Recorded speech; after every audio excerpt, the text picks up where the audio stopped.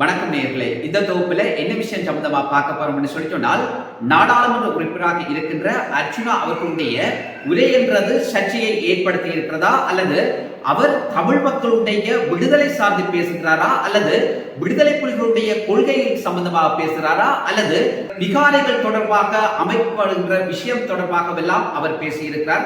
அடுத்ததாக விடுதலை புலிகள் தொடர்பாகவும் இந்த அமைப்பினுடைய செயற்பாடுகள் தொடர்பாகவும் யுத்தத்திலே படுகொலை செய்யப்பட்ட அல்லது இந்த இனம் அழிக்கப்பட்ட சம்பவங்கள் தொடர்பாகவெல்லாம் நாடாளுமன்ற உறுப்பினர் அர்ச்சுனா அவர்கள் வெளிப்படையாக பல கருத்துக்களை தெரிவித்திருந்தார். அதே நேரத்திலே நாடாளுமன்றத்திலும் அவர் கடுமையான தொனியிலே உரையாற்றியவராக அல்லது அரசாங்கத்தை நோக்கி கேள்வி கேட்டவராக இருக்கிறார். ஆகவே இந்த கேள்விகள் அத்தனையும் எதனை உணர்த்துகிறது, அல்லது நாடாளுமன்ற உறுப்பினர் அர்ச்சுனா அவர்களுடைய பின்னணியிலே யாரும் இருக்கிறார்களா, அல்லது நாடாளுமன்ற உறுப்பினர் அர்ச்சுனா அவர்கள் இந்த கேள்வியை தொடுக்க வேண்டியதன் அவசியம் என்ன என்கின்ற பலவிதமான கேள்விகள் எழுந்திருக்கிறது.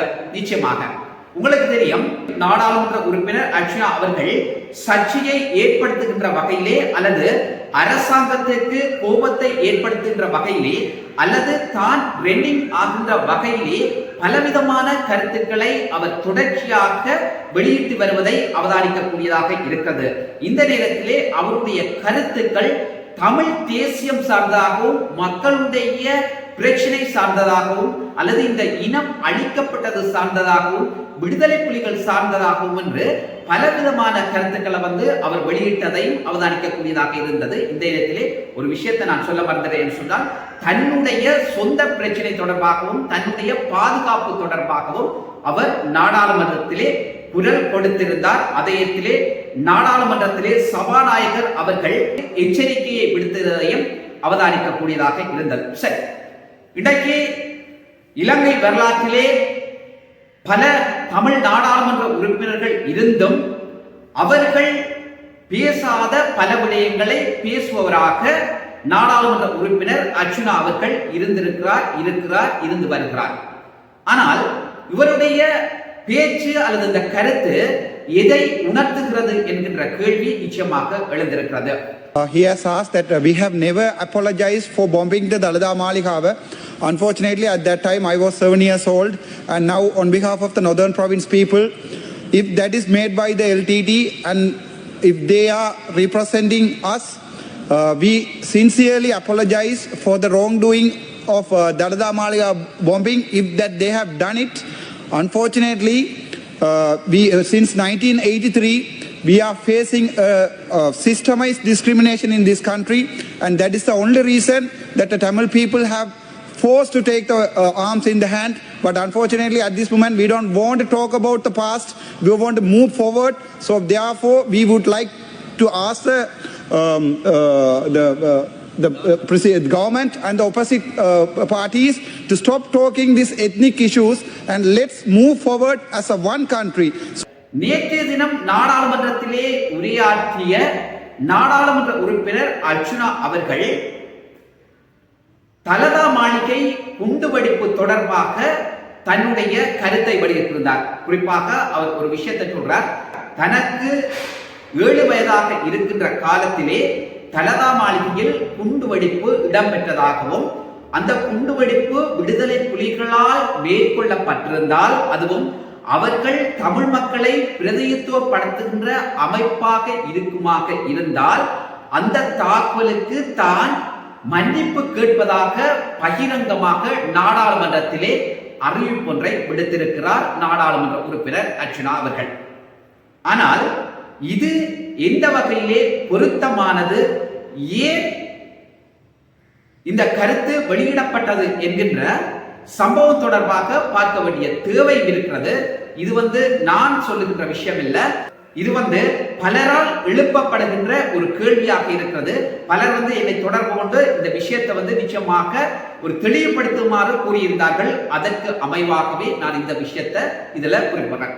இது இவர் மீதான கோபதாபோ அல்ல, இது நாடாளுமன்ற உறுப்பினர் அர்ச்சுனா அவர்கள் மீதும் நான் வைத்திருக்கின்ற கோபம் இல்ல. அவருக்கும் எனக்கும் எந்த விதமான கோபதாபங்களுமே கிடையாது. இருந்த போதிலும் நல்லது செய்கின்ற போது அதனையும் சொல்ல வேண்டும், தவறு விடுகின்ற போது அதனையும் குறிப்பிட வேண்டியதுதான் பொருத்தமாக இருக்கும் என்றேன். அதுதான் என்னுடைய விருப்பமாகவும் இருக்கிறது. அந்த வகையிலே தலதா மாளிகை குண்டுவெடிப்பு என்பது விடுதலை புலிகளால் நடத்தப்பட்டது என்றது அனைவருக்கும் தெரிந்த ஒரு விஷயமாக இருக்கிறது. ஆனால் அந்த குண்டுவெடிப்புக்கு உரிமை கோருபவர்கள் அந்த பொறுப்பு யாருக்கு இருக்குது என்று சொல்லி சொன்னால் அது விடுதலை புலிகள் அமைப்புக்கு மட்டும்தான் இருக்கிறது. அதற்கான மன்னிப்பு கேட்பதற்கான அந்த தகுதியும் அந்த அமைப்புக்கு தான் இருக்கிறது. ஏன்னு சொல்லி சொன்னால் அந்த தாக்குதல்களை அவர்களே நடத்தியிருந்தார்கள். பொதுவாக உங்களுக்கு தெரியும், இது போலதான் இந்த முஸ்லிம் மக்களுடைய வெளியேற்றம், ராஜீவ்காந்தி அவர்களுடைய படுகொலை தொடர்பாகவெல்லாம் விடுதலை புலிகளுடைய அரசியல் ஆலோசகர் அண்ணன் பாலசிங்கம் அவர்கள் பகிரங்கமாக மன்னிப்பு கோரியிருந்ததையும் அவதானிக்கக்கூடியதாக இருந்தது. அது தொடர்பாக அவர் சரியானதொரு விளக்கத்தையும் அளித்திருந்தார். அந்த இதுதான் கிள்ளச்சிலே இடம்பெற்ற சர்வதேச ஊடகவியலாளர்கள் மாநாட்டிலே விடுதலை புலிகளுடைய தலைவர் வேலுப்பிள்ளை பிரபாகர் அவர்கள் கூட அது தொடர்பான சரியான விளக்கத்தை அளித்திருந்ததையும் அறியக்கூடியதாக இருந்தது. சரி, அந்த வகையிலே இந்த தலதா மாளிகையினுடைய குண்டு வெடிப்பு தொடர்பாக நாடாளுமன்ற உறுப்பினர் அர்ஜுனா அவர்கள் மன்னிப்பு கோரியிருக்கிறார். சரி, அது ஒரு விஷயம். ஒரு மத தளத்தின் மீது மக்கள் வழிபடுகின்ற ஒரு அவர்களுடைய அந்த ஆலயத்தின் மீது குண்டு தாக்கல் மேற்கொள்ள அந்த இடத்திலே தற்கொலை குண்டு தாக்கல் நடத்தப்பட்டதாக கூறப்படுகிறது. அந்த தாக்குதல் நடத்துவது என்பது ஏற்றுக்கொள்ளப்பட முடியாத விடயமாக இருக்கிறது. இருந்த போதிலும் இன்றைக்கு தமிழ் மக்கள் காலாகாலமாக குண்டு வருகிறார்கள். தமிழ் மக்களுடைய பல ஆலயங்கள், சைவ இந்து ஆலயங்கள், கிறிஸ்தவ தேவாலயங்கள் குண்டு வீசி அழிக்கப்பட்டிருக்கிறது அல்லது செல் தாக்குதல்களால் அழிக்கப்பட்டிருக்கிறது. உங்களுக்கு தெரியும், செல்வ சன்னிதி முருகன் ஆலயத்தினுடைய தேரழிக்கப்பட்டது, மாவட்டபுரம் கந்தசுவாமி ஆலயத்தினுடைய தேரழிக்கப்பட்டது, நயனாதீவு நாகபூசணி அம்மன் ஆலயத்தினுடைய தேரழிக்கப்பட்டது, ஊற்றங்கரை பிள்ளையார் ஆலயத்தினுடைய தேரழிக்கப்பட்டது, கண்ணகி அம்மன் வற்றாப்பளை கண்ணகி அம்பாளுடைய ஆலயத்திற்கு செல் வீசப்பட்டு அங்கு பலர் காயப்பட்டார்கள், பலர் படுகொலை செய்யப்பட்டார்கள். ஏன், நவாலி சென்ட் பீட்டர்ஸ் தேவாலயத்தில் விமான தாக்குதல் நடத்தப்பட்டு பலர் கொல்லப்பட்டார்கள், பலர் காயப்பட்டார்கள். அதே இடத்திலே குருநகர் ஜாகப்பர் தேவாலயத்தின் மீது விமான தாக்குதல் நடத்தப்பட்டது, பலர் கொல்லப்பட்டார்கள், காயப்பட்டிருக்கிறார்கள். முள்ளிவாய்க்காலிலே அந்த யுத்தம் இடம்பெற்ற போது வன்னி பெண்ணில் இருந்த பல ஆலயங்கள் அழிக்கப்பட்டன, பல தேவாலயங்கள் அழிக்கப்பட்டன, பலர் காயப்பட்டார்கள், படுகொலை செய்யப்பட்டார்கள். இப்படி இந்த விஷயம் தொடர்பாக சிங்கள அரசும் அல்லது சிங்கள நாடாளுமன்ற உறுப்பினர்கள் அல்லது அமைச்சர்கள் அல்லது அந்த மதத்தை சார்ந்த எவராவது இதுவரைக்கும் பகிரங்கமாக நாடாளுமன்றத்திலே மன்னிப்பு கோரியிருக்கிறார்களா என்கின்ற கேள்வியும் இந்த இடத்திலே எழுகிறது. ஆகவே இவைகளெல்லாம் நடந்து முடிந்த விஷயம். இவைகளை கிளற வேண்டிய தேவை யாருக்குமே கிடையாது. இன்றைக்கு தமிழ் சிங்கள முஸ்லிம் மக்கள் எல்லோருமே ஓரளவு நிம்மதியாக சந்தோஷமாக உறவாடுகின்ற ஒரு சூழல் ஏற்பட்டிருக்கிறது. ஆகவே இது ஒரு தேவையற்ற விடயமாக பார்க்கப்பட்டு வருவதாக பலர் தங்களுடைய கருத்துக்களை தெரிவித்து வருகிறார்கள். இதயத்திலே நான் நாடாளுமன்ற உறுப்பினர் அர்ஜுனா அவர்கள் தொடர்பாக அவர் மீதான விமர்சனத்தை முன்வைக்கல, இது எழுப்பப்பட்டிருக்கின்ற கேள்வியாக இருக்கிறது. தமிழ் மக்கள் ஒவ்வொரு தமிழ் நாடாளுமன்ற உறுப்பினர்களையும் எதற்காக தெரிவு செய்யப்படுகிறார்கள் என்று சொன்னால் தங்களுடைய தேவைகள் நிவர்த்தி செய்யப்பட வேண்டும், தங்களுடைய பிரதேசங்கள் கிராமங்கள் அபிவிருத்தி செய்யப்பட வேண்டும், தங்களுடைய வாழ்வாதாரம் மேம்படுத்தப்பட வேண்டும், அதே நேரத்தில் தங்களுக்கான உரிமைகள் அங்கீகரிக்கப்பட வேண்டும் என்ற பல நோக்கத்தின் மத்தியில் தான் இந்த அரசியல்வாதிகளை மக்கள் தெரிவு செய்யணும். இன்றைக்கு வடக்கு கிழக்குல இந்த யுத்தத்தால பாதிக்கப்பட்ட மக்கள் எத்தனை பேர் இன்றைக்கும் வாழ வழி இல்லாமல் அந்தரிச்சு கொண்டிருக்கணும். முன்னாள் போராளிகள் எத்தனை பேர் இன்றைக்கு அவதியுற்ற நிலையில இருக்கணும். இன்றைக்கு எத்தனை மக்கள் தொழில் வாய்ப்பு அற்றவர்களாக இருக்கிறார்கள். இப்படி பல விஷயங்கள்ல பேச வேண்டிய சூழல் ஏற்பட்டிருக்கிறது. இந்த விஷயங்களை பேசுபவர்களாக அல்லது பேசப்பட வேண்டியவர்களாக தமிழ் மக்களால் தெரிவு செய்யப்பட்ட இந்த நாடாளுமன்ற உறுப்பினர்கள் இருக்கிறார்கள். நீங்கள் இந்த விஷயத்தை சரியான முறையில் இந்த நாடாளுமன்றத்துக்கு கொண்டு செல்லுங்கள். அந்த இடத்துல போய் உங்களுடைய உரத்த குரலை எழுப்புங்கள். அந்த பொறுப்பும் கடமையும் உங்களுக்கு இருக்கிறது.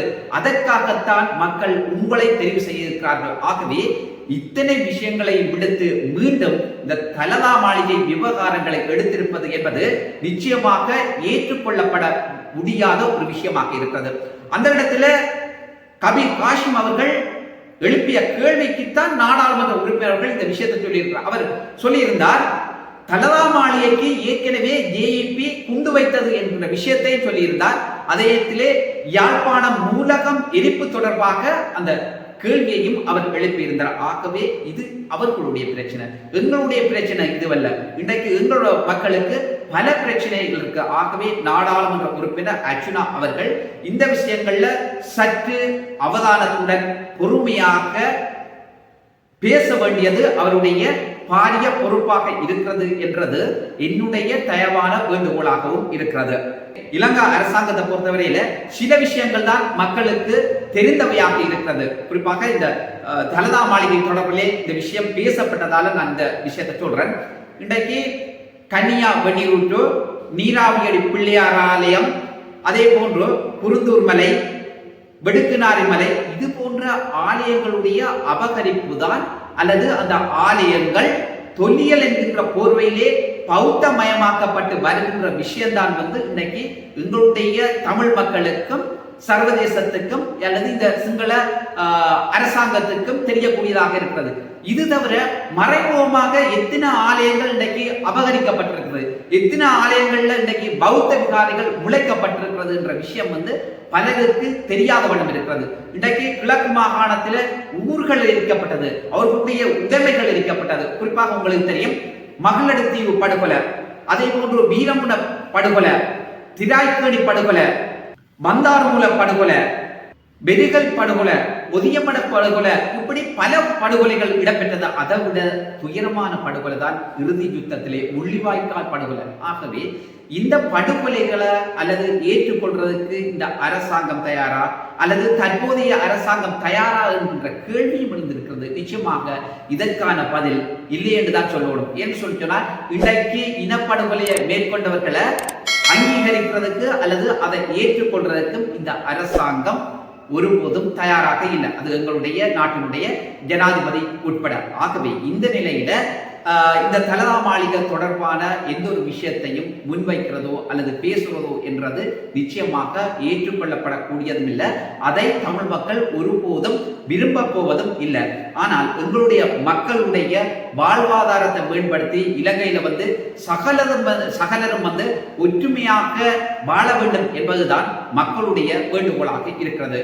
இதுல நான் எவர் மீதும் குற்றம் சுமத்தையில, யாரையும் பழி சொல்லல, யாரையும் விமர்சிக்கல. ஆனால் நடந்த சம்பவத்தை, இது தொடர்பாக பலவிதமான கமெண்ட்ஸ்கள் கூட வரலாம். ஆனால் நடந்த சம்பவத்தை சொல்லியிருக்கிறேன். ஆனால் சிலருடைய வேண்டுகோளுக்கு அமைவாக இந்த தலதா மாளிகை குண்டுவெடிப்பு தொடர்பாகவும் நான் இந்த விஷயத்தை சொல்லியிருக்கிறேன். நல்ல சொந்தங்களை மீண்டும் ஒரு தொகுப்பினூடாக உங்கள் அனைவரையும் சந்திக்கிறேன். நன்றி, வணக்கம்.